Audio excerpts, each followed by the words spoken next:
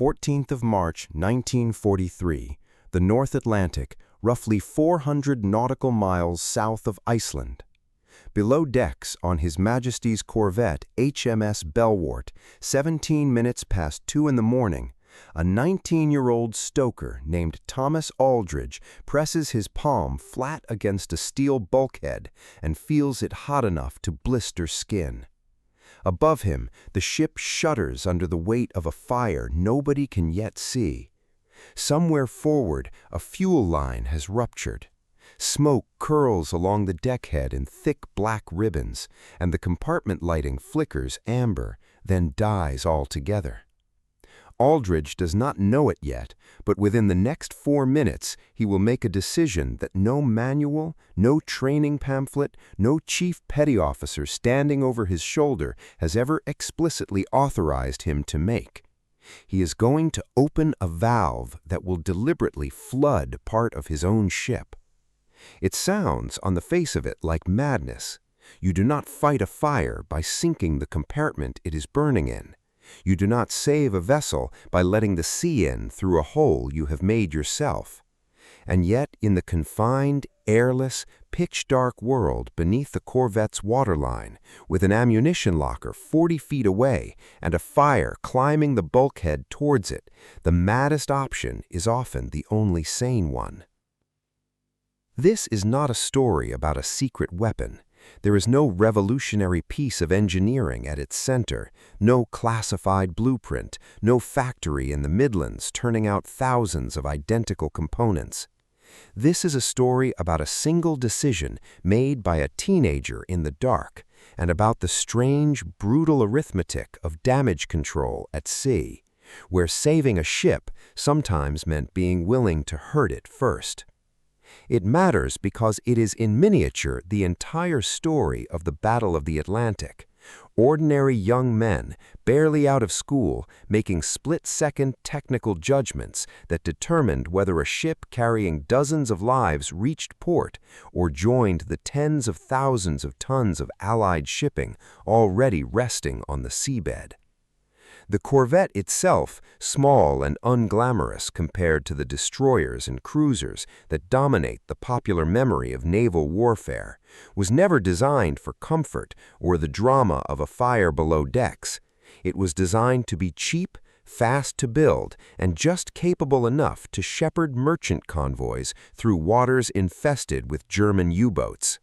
Whether it survived the crisis like this one depended less on the ship's design than on the judgment of the handful of ratings serving in her cramped, superheated engine spaces. Tonight, that judgment belonged to a stoker who had been at sea for 11 months. By the time this account reaches its end, you will understand exactly why that judgment mattered, what training, official and improvised, prepared him for it, and what happened to the ship and the young man once the smoke cleared. The Second World War at sea was, in large part, a war against fire. This is not how it is usually told. The popular imagination runs to torpedoes, to depth charges, to the dramatic image of a stricken vessel slipping beneath the waves in a single catastrophic instant. The reality for the men who actually served aboard convoy escorts and merchant vessels was messier and slower. Fire, not sudden sinking, was often the true enemy, and it was an enemy that existing Royal Navy doctrine was only partially equipped to fight. By 1943, Britain had lost more than 11 million tons of merchant shipping to enemy action since the outbreak of war, and losses among the escort vessels protecting those convoys ran into the hundreds. A significant proportion of these losses were not clean kills by torpedo or mine, but slow disasters. A fire started by enemy action or simply by mechanical failure and human error, spreading through a ship whose compartments were packed with fuel, ammunition, and men with nowhere to run. A corvette carried depth charges by the dozen, along with several tons of high-explosive shells for her main gun, all stored in lockers that were never more than a few bulkheads away from the engine and boiler rooms. The margin between routine engine trouble and a magazine explosion capable of destroying the entire ship in seconds was measured, quite literally, in feet of steel plating and minutes of decision-making. Existing firefighting doctrine aboard small escort vessels was rudimentary. Corvettes of the Flower class, on which Belwert was modeled, had been designed in a hurry in the late 1930s, adapted from a whale catcher hull because Britain needed convoy escorts faster than proper warships could be built. Firefighting equipment amounted to hand-operated pumps, buckets, and a handful of extinguishers never intended for a fuel fire in a sealed steel compartment below the waterline. Damage control training given to new ratings covered flooding procedures for battle damage, how to shore up a hole made by a torpedo or shell, but said comparatively little about the specific, terrifying problem of a fire near an ammunition store, with no way to vent the smoke and no realistic prospect of reaching it with a hose in time. The manuals that did exist assumed, reasonably enough, that flooding was something you did to stop water coming in, not something you did on purpose to put a fire out. Deliberately opening a seacock or a flooding valve to admit seawater into an occupied compartment was, in the strictest reading of procedure, an act that required an officer's authorization. In the chain of command aboard a small ship at action stations, with communications cut and compartments sealed against a fire's oxygen supply, that authorization was not always available in the seconds during which the decision had to be made. Whoever stood nearest the valve, in practice, decided. This was the impossible problem facing junior ratings on ships like Belwert. They were given just enough training to understand the danger, but not always the explicit authority or the seconds to spare to act on it through the proper chain. The instinct to flood a compartment rather than watch a fire spread towards an ammunition store had to come from somewhere, usually from a combination of common sense, half-remembered training exercises, and sheer nerve. The corvettes themselves were built at yards scattered across Britain: Smithstock in Middlesbrough, Harland and Wolff in Belfast, smaller yards on the Clyde and in the northeast, turning out roughly 145 Flower-class vessels for the Royal Navy alone by the war's end, with dozens more built for Allied navies under similar designs. Each ship measured just over 62 meters in length and displaced around 940 tons fully loaded, small enough that a serious fire in one compartment could threaten the structural integrity of the entire vessel within minutes rather than hours. Below the waterline, the layout of a Flower-class corvette placed the boiler room and engine room in adjoining compartments, roughly amidships, with fuel bunkers and, in many configurations, the depth charge magazine positioned uncomfortably close by. The flooding system fitted to these compartments was simple by design: a manually operated valve, roughly the size of a large dinner plate, connected to piping that could be opened to admit seawater directly into a sealed space. Turning it required real physical effort. Ratings described it as similar to opening a stiff garden tap that had seized with rust, except that the tap in question controlled several tons of water per minute, and the consequences of misjudging the moment were measured in human lives. The sound of the sea entering through an open valve of this size has been described by surviving veterans as somewhere between a burst water main and a passing goods train, a low, continuous roar that filled the compartment within seconds and rose in pitch as the water level climbed the bulkheads. It was, several accounts note, almost as frightening as the fire itself, not least because there was no way to reverse the decision once it had been made. Once the valve was open, the compartment was flooding, and there was no mechanism for pumping the water back out quickly enough to matter if the judgment proved wrong. What made the maneuver work, when it worked, was not any clever piece of engineering, but the basic physics of denying a fire its fuel and its oxygen simultaneously.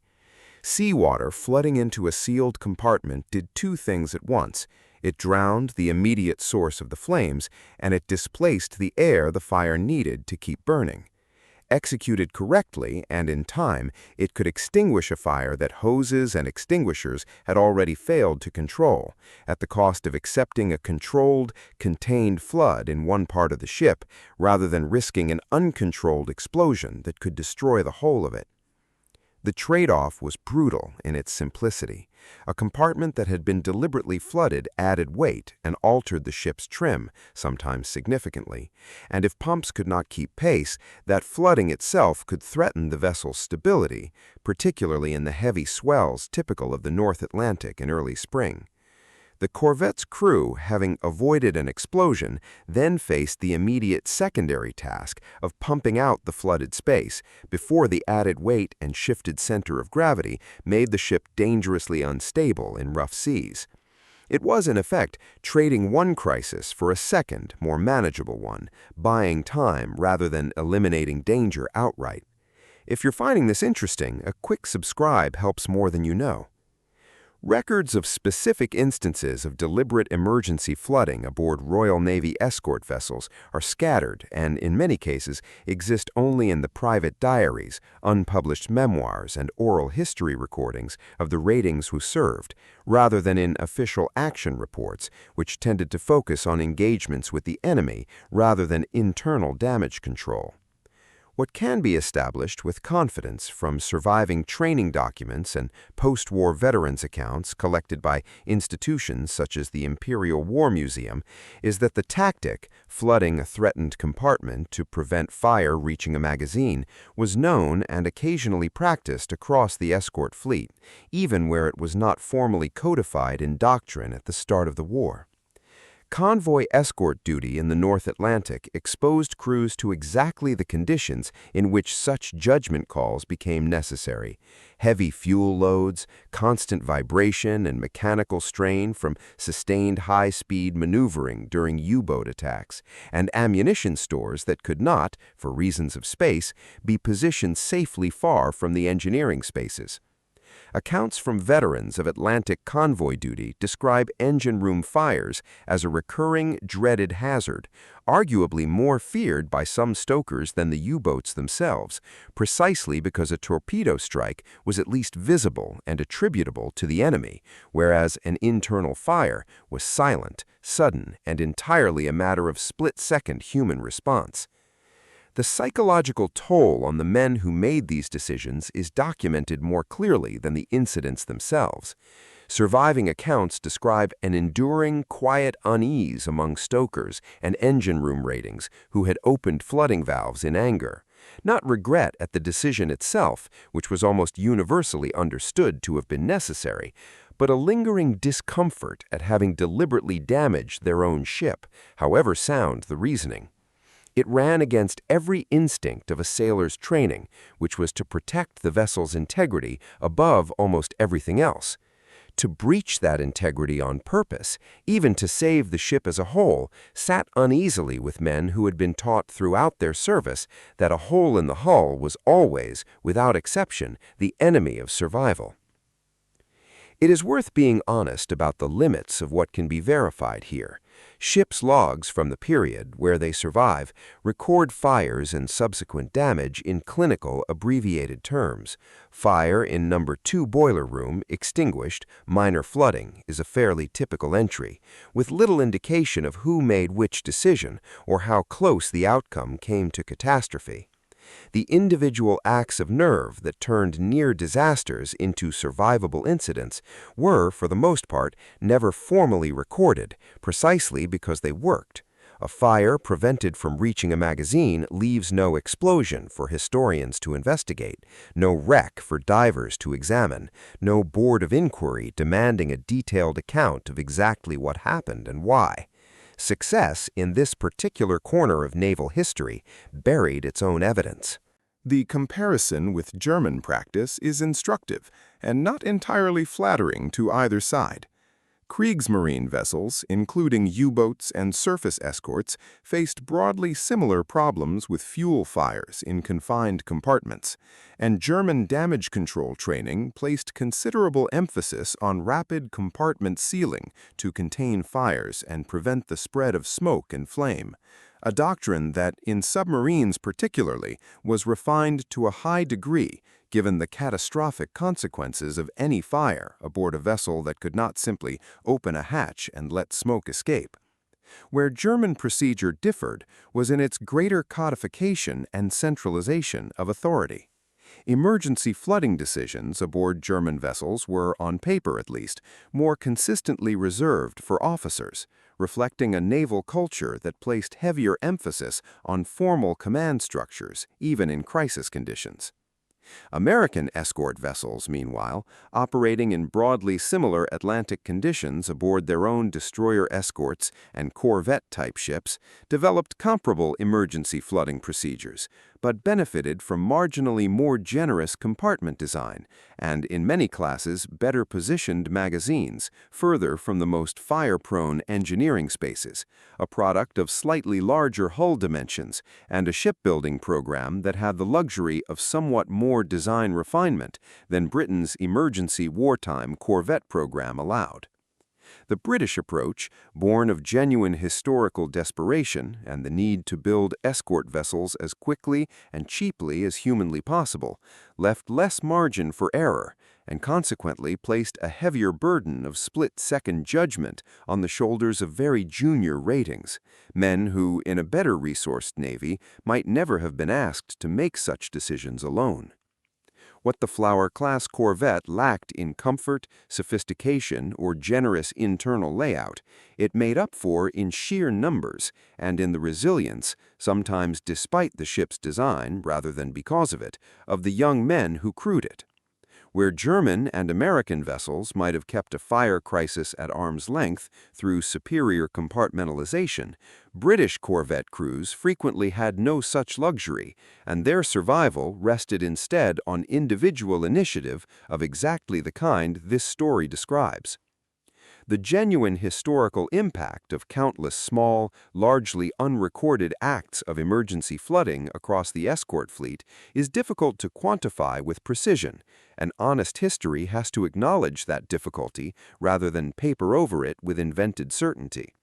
What can be said is that the survival rate of Flower-class corvettes that suffered internal fires, where such fires can be traced through surviving records, was notably higher than might be expected given the primitive state of onboard firefighting equipment, a discrepancy that naval historians have tentatively attributed, at least in part, to the informal, uncodified practice of deliberate emergency flooding, passed between experienced ratings to newer crew members, rather than through official training pamphlets.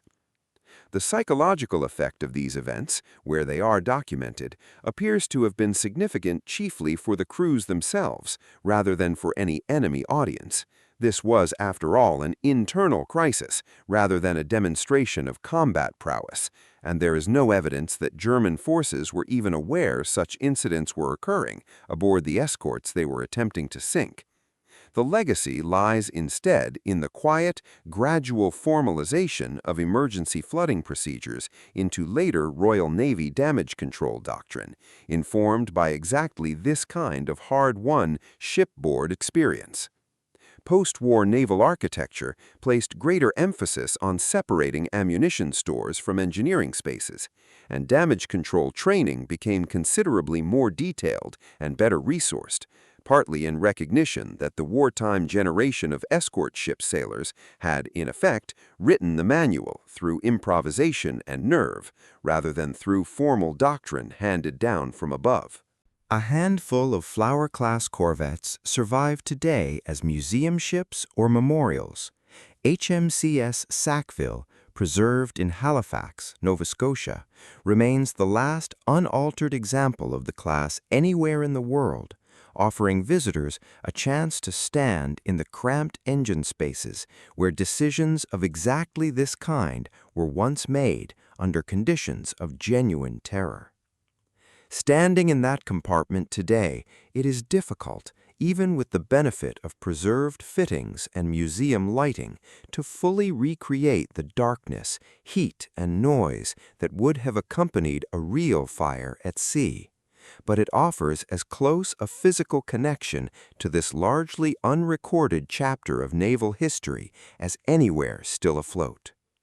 return for a moment to that compartment in the small hours of a March morning in 1943. A 19-year-old stoker, hand on a valve he has perhaps never before been required to open in earnest, water roaring in round his ankles within seconds, the fire above him losing its fight for oxygen even as the deck begins to tilt beneath his feet. He has no way of knowing in that instant whether he has just saved his ship or doomed it by another route entirely. He will not know for certain until the pumps have done their work, until the trim has been corrected, until dawn breaks over a corvette still afloat and still, against every reasonable expectation, making way through the gray Atlantic swell towards home. This is not a story with a named hero whose portrait hangs in a naval museum, nor a citation in the London Gazette, nor a medal struck in his honor. It is instead a story about the thousands of decisions like it that were made and unmade in the space of minutes, night after night, across an ocean full of small, overloaded, underprepared ships doing an impossible job with inadequate equipment and extraordinary courage. Most of those decisions left no record at all. Most of the men who made them never spoke of it afterwards, regarding it simply as part of the job rather than an act worth recounting. What we can say with confidence is this: to save a ship, sometimes you must be willing to hurt it first. To keep the sea out, sometimes you must let it in on your own terms before it comes in on its own. The corvettes of the Atlantic convoys are never glamorous vessels, and the men who crewed them were, for the most part, ordinary teenagers and young men doing an extraordinarily dangerous job, with remarkably little fuss made about it at the time or since. A ship saved by flooding is, in the end, a ship saved by trust. Trust placed by a frightened crew in a 19-year-old steady hand on a valve wheel, in the dark, with no time left to ask permission. That is the story worth remembering, not the technology, because there was none to speak of, not the medal, because none was struck, just the decision itself, made and remade 1,000 times across the Atlantic by men whose names, for the most part, the history books never thought to record. Sometimes saving the ship means damaging it first. Sometimes courage looks exactly like turning a wheel in the dark and hoping you have judged it right.